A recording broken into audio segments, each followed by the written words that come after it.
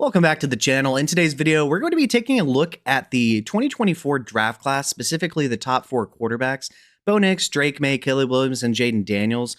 Take a look at some of their highlights, some of their advanced stats in year two, talk about their progression from college to year one to year two, take a look at their trajectory, and I'm going to give you my subjective opinion as to which quarterback I would want in order from 1 to 4 in terms of right now, and then separately take a look at which quarterbacks I would want in order for the next 10 years. So watch to the end of this video and you should have a pretty good idea.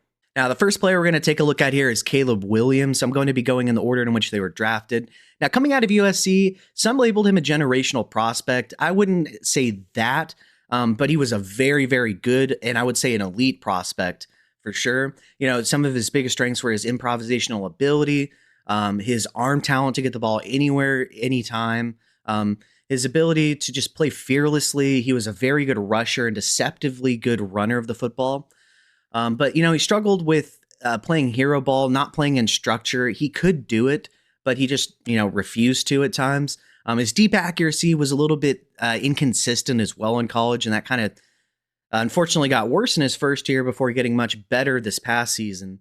But yeah, he was drafted first overall by the Bears. There were, you know, reports of him potentially wanting ownership stake in the team, potentially telling the Bears, no, thank you, don't draft me, please. But regardless, he ended up being drafted by the Bears and accepting it. And, you know, coming in, it was generally viewed as a really good spot. I would say that he had really good receivers. That's true. His offensive line was terrible, though. Also, another thing from college, he would hold on to the ball too long because, once again, he didn't want to play in structure. He was looking for the big play. That followed him to the NFL. But I would say Shane Waldron was the biggest reason he had issues. Shane Waldron is the perfect example, in my opinion, of a coordinator that has an elite playbook, but he doesn't actually know how to employ it. So things were a complete disaster. He took, I believe, the second most or the most sacks in the entire NFL as a rookie. Didn't throw many interceptions, did deal with some fumbles, though. But yeah, after that Commanders game as a rookie, things fell off a cliff. He did lead some potential comebacks that were stifled through no fault of his own. But generally was not viewed as a good rookie season for him. But then in the offseason, they hired Ben Johnson. Things started out a little bit slower for Caleb, but as he learned the offense more, he really started to shine down the stretch. Still has this general, it's not even really an inconsistency because it's kind of consistent, struggles to start games out hot. But once it gets to the fourth quarter, he turns it on basically every single week, led 7 comebacks this season with 2 minutes or less in the game left. Very impressive. I would say he is the epitome of a clutch quarterback, and still has those incredible throws on the run, fading away that really not too many other quarterbacks can actually complete. Moving on, though, taking a look at some of his advanced stats, and this is compared to the other 3 quarterbacks. His PFF passing grade this season of 71.1 was 4th among the list. His adjusted completion percentage, which, you know, takes away throwaways, 70.9 was 4th as well, and significantly lower than the others. His passing yards of 39.42 were 2nd to go along with his 27 passing touchdowns, which were also 2nd. Now, he had 7 interceptions, which was tied for the lowest in the sample size. So very careful with the football through the air. He does have some fumbling issues, though. Taking a look, though, at his big-time throw percentage, his 4.7% was the lowest. We're going to take a look, though, at all these guys' individual advanced stats put together so you can get a good idea as to how he compares to other guys. But it's pretty close, being the big-time throw percentage to some of the other guys. It's like 0.1% different. Taking a look at his turnover-worthy play percentage, his 2.8% was tied for 2nd fewest, which is very good. Like I said, very careful with the football. His dropped pass percentage of 8.1% was 2nd lowest, but still a relatively high number. Most of these guys dealt with a lot of drops. Taking a look at his average depth of target, his 8.9 was 2nd highest. Now, I think that's part of why his completion percentage, besides throwing the football away on purpose a lot to avoid sacks, which I think is better than taking a lot of sacks, to his credit, even though you would theoretically like more completions instead of throwaways. But I do think the ADOT is a big reason. It's kind of a thing where it's mutually beneficial between him and Ben Johnson. A lot of Ben Johnson, deep passing concepts are big play hunting, and that's what Caleb likes to do. You'll see with his time to throw. Um, Taking a look, though, at his pressure to sack ratio, 10.8% was second lowest in the sample size and very, very impressive. Remember, he had, I believe it was a 22% pressure to sack ratio, I believe, as a rookie. It was something really high. He basically halved it. And 10.8% is a fantastic number. So one of his biggest problems as a rookie has already been fixed this season. Taking a look, though, at his time to throw, his 3.24 seconds are the highest. I think that's a combination of long progressing play action plays in the Ben Johnson offense, but also to a degree, he kind of likes to, and every now and then still looks to big game hunt and doesn't take something that's easy underneath. But I think his style of play is always going to lend him having a higher time to throw. I'm taking a look at, though, at his rushing output. His rushing yards of 388 were third in the sample size. His rushing touchdowns of 3 were fourth in the sample size. His yards per carry, though, of 5.0 was tied for first. He is a very good runner of the football. Just chooses to do it less than some of the other quarterbacks. And he had 13 missed tackles forced, which was second in the sample size. Moving on to Jayden Daniels, he was selected second overall in the 24 NFL draft. So he was a fifth-year collegiate prospect out of LSU, formerly of ASU. Didn't really pop as much before he did go to LSU, but he teamed up with Malik Nabers and Brian Thomas to have a truly ridiculous final collegiate season. Not quite on the level, but reminiscent of Joe Burrow with Jamar Chase and Justin Jefferson. I'm telling you, in the future, if you ever see what looks to be a good quarterback prospect with 2 elite wide receiver prospects from LSU, you probably want all 3 of them. But getting back to it, he had over 1,100 yards on the ground, and that's considering they take away sack yardage in his final collegiate season. That's just ridiculous, man. So a true dual threat quarterback, not as wiggly, say as the Lamar Jacksons of the world as a rusher, but very effective runner nonetheless. Had a really good deep ball. I would say slightly above average arm talent coming out, but, definitely worthy of being selected second overall by the Commanders. And boy, did he get off to a good start. Won significantly more games than they were supposed to. Did so with a poor defense, in my opinion, and somewhat lacking supporting cast. Made it all the way to the NFC Championship game. Did end up losing there, unfortunately. But, man, I tell you, one thing about him is, they had Cliff Kingsbury there, the offensive coordinator, and he basically runs a collegiate offense. So I think that definitely helped Jayden Daniels transition immediately at the next level. But I don't want to discredit him at the same time, because you don't get to the NFC Championship game with that team by mistake. He carried that team. Things didn't look as good, though, in year 2 here. Dealt with some injuries. The Cliff Kingsbury effect, happened where you start out initially great before things kind of spiral downhill. He was fired. You got David B there now. He said that he wants to do more under center things from Jayden Daniels as opposed to shotgun only for the most part. That's going to be a big difference between Kingsbury and David B. So I think it's going to be a slow transition for him going into year 3, but I think he'll start to ramp it up, later. Really good player. Moving on to some of his advanced stats, though, taking a look at his PFF passing grade, his 73.8 was third in the sample size. His adjusted completion percentage of 76.2% was second in the sample size. Now, I've extrapolated out the rest of these stats that are counting stats for a 17-game pace of his. He did once again miss time, but using per game stats just to give you an idea as to where he would fit in here. Well, his passing yards of 3,064 would easily be fourth, with only 19 touchdowns would have been fourth as well. But, only having a projected 7 touchdowns if you extrapolate, or 7 interceptions rather, if you extrapolate it out, which would be tied for the lowest, while having had the tied for the highest big time throw percentage at 4.9%, while having also, though, the highest turnover worthy play percentage at 3.0%. Moving on to his dropped pass percentage, he had a 10.9 drop pass percentage, which is the highest. And he's a generally accurate quarterback.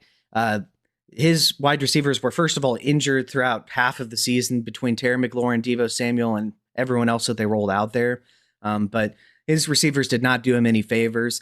Taking a look at his ADOT, it was a little bit more dink and dunk, 7.8 in terms of his ADOT versus, Caleb Williams was at an 8.9. So pretty big difference there. Pressure to sack ratio of 18.6 was second highest. I believe Caleb was at about 10.8%, I believe. So while he's very mobile, he isn't quite as good at actually avoiding pressure when it's inside the pocket itself. But he can do it. His time to throw of 3.06 second was second lowest. He's a pretty good processor. He was using a lot of the quick game. But that, every now and then hitting a whole shot down there to Terry McLaurin when he was actually healthy. But some of his biggest production comes on the ground. He was on pace for 675 rushing yards, which would have easily been first. 5 rushing touchdowns, which would have been first in the sample size. His yards per carry of 4.8 was second in the sample size. I believe Caleb was at 5.0. And he would have had 29 missed tackles forced, which would have easily been first among the sample size of quarterbacks. So, while he doesn't bring quite as much talent through the air as, say, Caleb Williams does from a tools and potential perspective, he brings so much on the ground that it makes him a true dual threat at the quarterback position. The third overall quarterback in this class was Drake May, selected third overall out of North Carolina. So, much like Caleb Williams, we knew that Drake May was probably going to be up here in the quarterbacks selected in the 24 draft pretty early on during his sophomore season, I'd say. So, in terms of what I liked about him as a collegiate prospect, his arm talent, man. He could throw those cross hash moonball post routes that Justin Herbert throws. And that's actually who I comped him to, was a Justin Herbert type of player. Deceptively good rushing ability. I would say he's more of a straight line rusher, not really too much wiggle to him, but a decent amount of power when he needs to have it. A very smart rusher, doesn't like to take a ton of hits, and definitely has cleaned up any semblance of taking too many hits from the collegiate level at the next level. Selected third overall, it was deemed that this was the worst situation imaginable for him, and I don't know how you could argue as a rookie. I mean, he made it look like it potentially wasn't the worst, but I mean, their offensive line, basically the entire starting 5 were replacement level players. Through the pass game, he had, Pop Douglas, Hunter Henry, Keyshawn Boutte. He didn't really have a ton to work with, but managed to look decent as a rookie, which I think is really, really impressive. Didn't have to start right away. That was good for him, in my opinion. Jacoby Brissett took that beating instead. But to be fair, May did deal with some concussion issues, which is a combination of him needing to be careful, but really the offensive line just being terrible. But then, in the offseason, they fired Mayo, they hired Vrabel, and things completely turned around. Josh McDaniel really helped Drake May this season, but Drake May took off. Now, some people will say Drake the schedule May. I would say Caleb, had a really easy schedule too. Both of them did. And you can't really fault him for playing well against the people he's supposed to play against. I mean, I don't really know what you want him to do. He was very accurate this season, very poised. I would say in some of the situations where he had a chance to come back, I really would have liked to see more from him. He had a pretty rough playoff stretch, but to be fair, he played the Chargers, the Texans, the Broncos, and then the Seahawks, like basically 4 of the best defenses you could face right in a row. So he had a pretty tough playoff run from who he's playing perspective. But overall, I want to say he had a really successful season. Taking a look at his advanced stats here, his PFF passing grade of 87.8 was first in the sample size and significantly higher than anyone else on this list. His adjusted completion percentage of 79.6% was first as well, by far and away the best. His passing yards of 43.94 were also first, and his 31 touchdowns were first. While only having 8 interceptions, which is second lowest in the sample size, his big time throw percentage of 4.9% was tied for highest, while also having the lowest turnover worthy play percentage at 2.7%. His dropped pass percentage of 3.5% was easily the lowest. And that was a combination of him throwing very accurate, soft, easy to catch footballs and runner's balls. But at the same time, his team really didn't let him down as much this season. Stephon Diggs certainly helped. Taking a look at his ADOT, his 9.5 was highest. So that's also very impressive to not just be dinking and dunking, but throwing down the field. He has a beautiful deep ball. In my opinion, the best deep ball out of anyone in the class. But I think that Jaden Daniels is probably second there. Beautiful. Unfortunately, his pressure to sack ratio of 20.6% is highest. He's not really that good at avoiding pressure and doesn't really have that agility and kind of vicious movements in the pocket, like say Caleb Williams does to avoid sacks. So that is one of his weaknesses, in my opinion. But he played really well this year. His time to throw of 3.12 seconds was second highest as well, but significantly lower than Caleb Williams was. I think that's it's not really a processing issue in my opinion. It's that he was looking for the deep play, but he was getting it, and he was successful this season. Having a high time to throw isn't necessarily a bad thing. It just depends on the context of why. Taking a look at his rush yards, his 450 were second in the sample size. His 4 rushing touchdowns were tied for second. His yards per carry at 5.0 was tied for first with Caleb Williams. And he had 10 missed tackles forced, which was third in the sample size. And the fourth quarterback, who was selected 12th overall by the Broncos, was Bo Nix. He was also a 5-year player like Jaden Daniels. He started out at Auburn. Things weren't really clicking for him as much, but he transferred to Oregon, and yeah, he went off. There were questions about his arm talent because it was a little bit more of a dink and dunk offense. I think a lot of the same questions that people had about him, they had about Herbert. And I think it was really just the offense in and of itself, not so much, obviously not him lacking arm talent. We know he has arm talent. I believe he has a 64 air yard pass completed at the NFL level. So yeah, definitely not an issue. But he was an older prospect. He was viewed as more of a system kind of quarterback where you just get him, quick, easy reads. He'll hit the short game, kind of lead you down the field in a dink and dunk kind of West Coasty type of feel. I don't think that he necessarily needs to have that kind of offense around him. But he was selected 12th overall once again by the Denver Broncos. Things did not start out well for him. He did not particularly play well. He needed a little bit of time to acclimate to the NFL level, but he really, down the middle towards the end of his rookie season, got really hot down the stretch. I mean, there was a game where he barely missed a pass against the Chiefs, had about 300 to 400 yards and 4 touchdowns through the air. He was really impressive down the stretch. Things kind of faltered in his wild card game in his rookie season, but to lead your team to the playoffs after kind of starting out a little bit slow was really impressive to me. And it was really good to see, since he was an older player, that he immediately hit at the next level in terms of his rookie season, at least. So expectations were quite high going into year 2. It's a really tough division when you have the Chargers and the Chiefs in your division.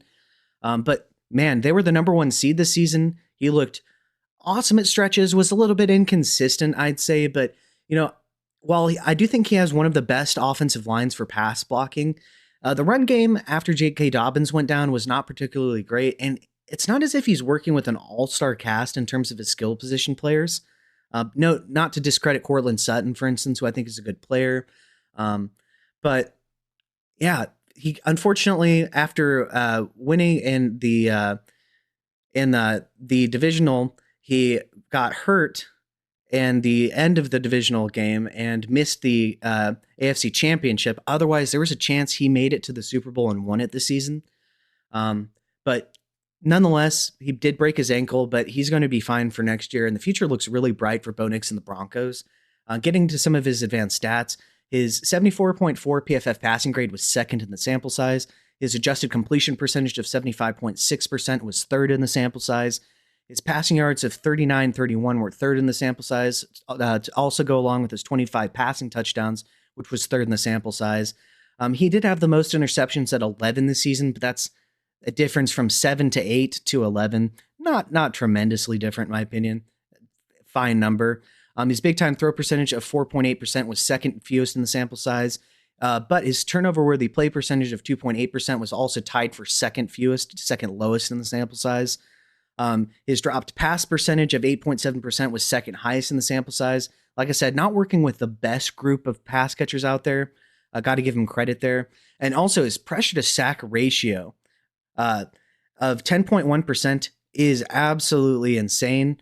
To go along with his 8.0 ADOT, which is second lowest. So, he's getting the ball out quickly, not necessarily targeting the ball deep down the field as much, although he does take shots down the field. And has a pretty decent deep ball, in my opinion. But the pressure to sack ratio of 10.1% is very impressive. Very cerebral quarterback, gets the ball out quickly.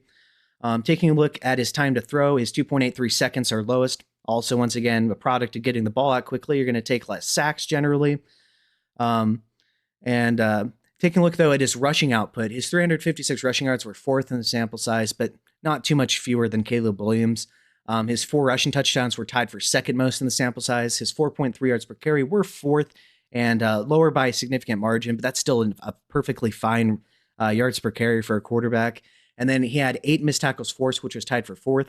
I would say his rushing upside isn't maybe quite that of some of the other guys, but he has plenty of rushing upside in his own right.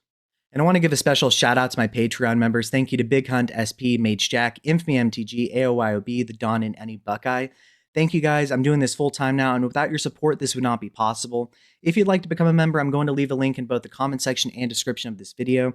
You'll receive not only, but including access to a Discord where we have a channel where we have NFL and college football talk, as well as a channel where we have fantasy football talk, and a third channel where we laugh at poor trade offers that we've been offered in fantasy football.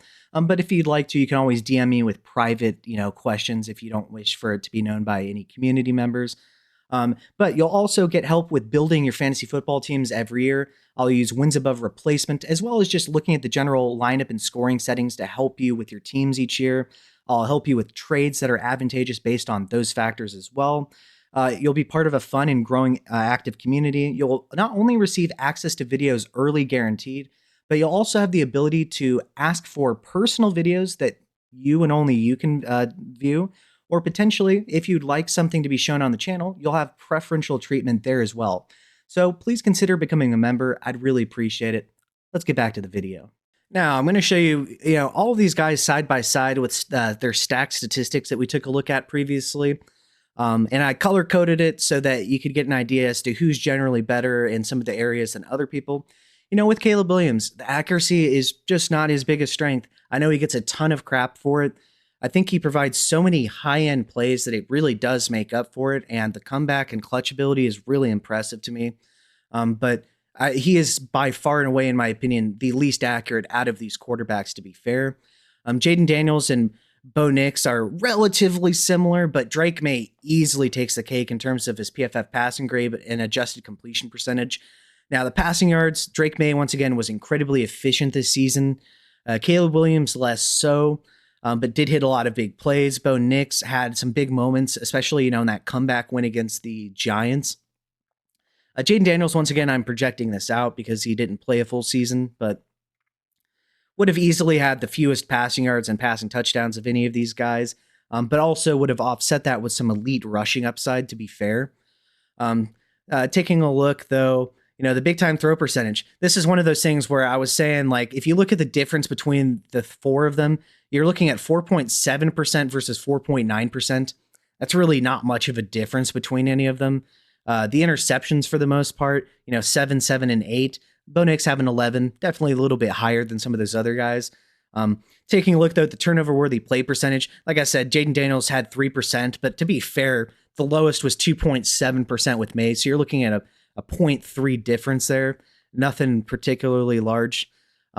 Taking a look, though, at the ADOT, like I was saying, Drake May easily clears anyone else on this list. Caleb coming in at second at 8.9.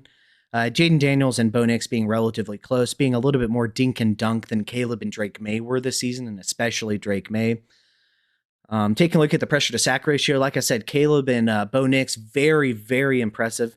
And with Caleb Williams, considering his time to throw is easily the highest, that's really impressive in my opinion.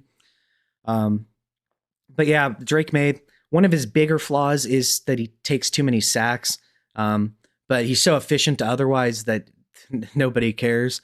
Time to throw, like I said, Caleb easily has the highest. Bo Nix easily has the lowest time to throw. Caleb more so looking for the big play, but it's also part of the Ben Johnson offense to hit big play action down the field. Rushing yards, Jayden Daniels easily would have cleared if he would have continued his pace and played a full season. Whereas you have kind of Drake May separating himself a little bit, but Bo Nix and Caleb Williams not being too far behind and pretty close to each other. Rushing touchdowns, once again, Caleb had the fewest, but May or Daniels would have had the most at 5, so not a particularly large difference.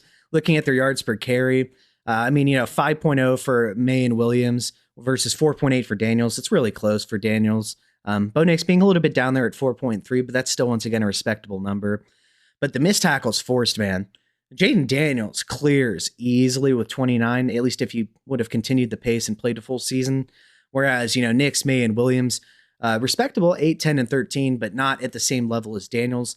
Now we're going to take a look at their stacked traits, because while the advanced stats are very impressive and important to see where these guys are in year 2 of their progression throughout their NFL career, I think that traits are also very important. And I think that I think that some players, like this, will benefit Caleb Williams. The stats don't show the entire story. So I wanted to take a look at the advanced stats to show how truly impressive Drake May's season was, and kind of how all these guys look in terms of some of the advanced stats. And with Daniels, admittedly, it was projecting out and extrapolating that for a full season. But here's what I think of them in terms of their traits. And now, understand, being first versus fourth doesn't mean that the fourth person is bad at this specific trait or doesn't have it or have plenty of it. It's just, in my opinion, between the four of them. So in terms of arm talent, I don't really think it's arguable. Caleb Williams easily clears here. That touchdown against the Rams where he had to roll back like 30 yards through a perfect dime to Cole Kmet. The jump man throw on the run against the Packers, which was perfectly placed and led Rome Odunze upfield. The arm talent is the 60, or was it about 60 yards? I forget how long it was. The DJ Moore touchdown against the Packers, where he was kind of fading off to his left, threw a perfect ball in the wind. Easily number one. I think Drake May's number two. Like I mentioned, he can throw those cross-hash posts deep down the field. Beautiful. I think Nix is probably third. He has a 64, I believe, air yard throw. Was it 67? I can't remember the exact number, but very impressive throw. He does have a good bit of arm talent. I wouldn't say it's quite on the level of Williams or May, but very impressive. And Jaden Daniels, I think, is, above average in arm talent in terms of just being able to have the raw velocity and get the ball where you want. But just comparatively, I think he's probably fourth. Taking a look at the wow plays, I really don't think that's even close either. While Caleb Williams has plenty of downside plays and is not nearly as efficient as he needs to be, in terms of producing wow plays, I think Caleb Williams pretty easily clears here. I think that you could argue any combination of the next ones. I think, with this season, I thought there were some impressive throws by Bo Nix, especially when you consider the clutch situations and the game script in which he was facing. I think Jaden Daniels, when you can kind of consider last year, he definitely had some wild plays. The Hail Mary, for instance, which isn't the same thing as, the Caleb Williams throw, but regardless, still very impressive. And I think May, he's just really efficient. It's not really so much wow plays with him, although he does have some really wow throws in terms of deep accuracy down the field. But I would say probably the least amount of wow plays, but he's just really efficient and a good quarterback. Rushing upside, I think Daniels easily clears, and it's not even close here. If you took a look at those extrapolated stats, he would have easily had the most rushing yards, not even close, and missed tackles forced. I think May's second, though. 450 yards on the ground and 4 touchdowns is very impressive as well. I think Caleb and Bo Nix, I put both of them at 3 because they're really similar, in my opinion. They could both give you 500 yards on the ground in a season. I wouldn't be shocked. Taking a look at the clutch ability, I think you could argue number 1 being Bo Nix or Caleb Williams. They're both very clutch. I put Caleb because he had 7 this year with under 2 minutes or 2 minutes or less. Bo Nix has plenty of comeback wins himself. That Giants comeback was truly impressive. So if you had him 1, I wouldn't mind at all. I think Jaden Daniels, not so much this season because of the injuries and the team kind of collapsing, but that play against the Bears to come back, I think he definitely plays and displays some clutch ability. And with Drake May, I really like Drake May. I just, in the situations, the Bills in the regular season, and the Super Bowl, for instance, there were a couple times where they didn't, have an easy win, and or weren't leading, and he had a chance to help the team come back and just didn't. So I'm going to give him 4th in clutch ability, but that isn't to say that he isn't going to be clutch or can't be clutch at the next level. Accuracy, Caleb Williams is easily 4th, not even close. Really inconsistent accuracy. Could clean up some of his mechanics, connect his top half to his lower half. I think that'll help him a lot, get a good base, but easily 4th and worst there. I think May's inarguably the first player here. Incredible deep accuracy down the field, by far the highest completion percentage, led the NFL in completion percentage with a high ADOT, not even close. Drake May clears. I think Jaden Daniels is arguably second. I think he's a little bit more accurate than Bo Nix, especially his deep ball. It's very pretty. Terry McLaurin was quite happy as a rookie. Taking a look at the sack avoidance, I'd say Caleb has gone from, I'd say probably second or third to first. If you saw some of the spin outs he had this season, especially against the Vikings and the Giants, it's really hard to sack him. And now he's throwing the ball away instead of taking those sacks. You're going to have a really tough time getting him. I think Bo Nix it's not so much that he'll juke you out, it's that he gets the ball out really quickly so you just can't get him. So in a way, it is sack avoidance to a degree. I think he's impressive there, runs a really smooth offense, has a really good cerebral understanding of the offense with Sean Payton. I think Jaden Daniels and Drake May are third and fourth here. May had the worst pressure to sack ratio. Jaden Daniels had the second worst. Improvisation, it's not really close in my opinion. Caleb Williams easily clears here. His main thing is improvisational ability, and he'll make throws way down the field with impressive arm talent too. Number two, I think Bo Nix displays some decent improvisational ability. Whereas, Daniels and May, I think, play a lot more in structure and then kind of scramble when things aren't going for them, as opposed to maybe extending the play as much. Although I do see it at times with Daniels, it's just maybe less so with May. Efficiency, Caleb Williams, easily the least efficient quarterback here, not even close. Has a lot of room to grow there, so he'll definitely need to grow there as well. I think Bo Nix is probably the most efficient. He has the lowest time to throw. Did have a couple more interceptions, but was relatively good with his completion percentage. And the offense did score a lot of points when you consider the lack of playmakers he had. I think Drake May's second, although if you had him as more efficient than Bo Nix for other reasons, such as, the offensive efficiency as a whole, as opposed to maybe, you could have him first. I wouldn't care, really. I think Jaden Daniels is much more efficient, though, than Caleb Williams, and it's not close. So then I took an average of these scores where having the lowest number means you average the highest. And once again, this is just my subjective opinion, but I think Caleb probably wins with traits. I think some of the ones like arm talent, wow plays, improvisation, I don't think those are really debatable. I think he clears, but some of the other ones are. But yeah, so I think he's, by traits at least, definitely the best quarterback here. I think Bo Nix actually turns out is the second best, and probably closer to Caleb Williams than some of these other guys. And Daniels and Drake May are a little bit lower, with Drake May actually being in fourth. And once again, this doesn't mean I don't like the players, just my opinion of between the four of them, what do I think about their traits? Now, we're going to divide this into two parts here. This is going to be the who do I want right now argument. And then I'm going to, in a minute, say who would I want for the next 10 years? So age and potential progression and ceiling are going to play a factor into the latter. But as of right now, who would I want? I think Drake May, arguably, he took you to a Super Bowl. He was incredibly efficient, led at least among these four players, easily was the best passer while having a higher ADOT than any of them, a higher adjusted completion percentage, the most yards, the most touchdowns, the second fewest interceptions. Like I said, did struggle with the pressure to sack ratio. That's just not going to be one of his bigger strengths. But overall, I don't really see how you could argue against that for right now. Led his team to a Super Bowl once again. Very impressive season, while doing so with a bit of a lackluster team around him.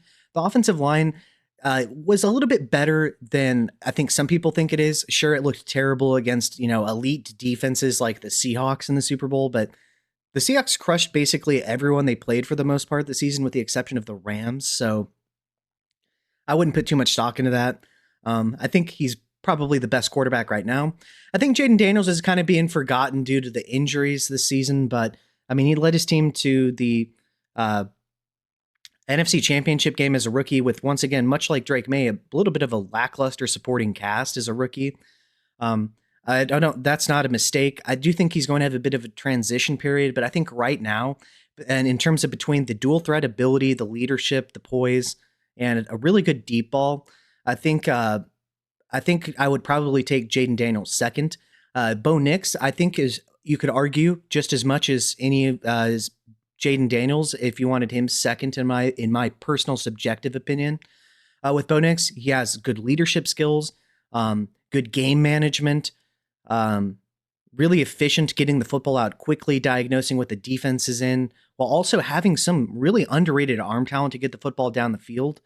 I think that, man, if they would get him a true dominant number one wide receiver, uh, he could really, really show out statistically.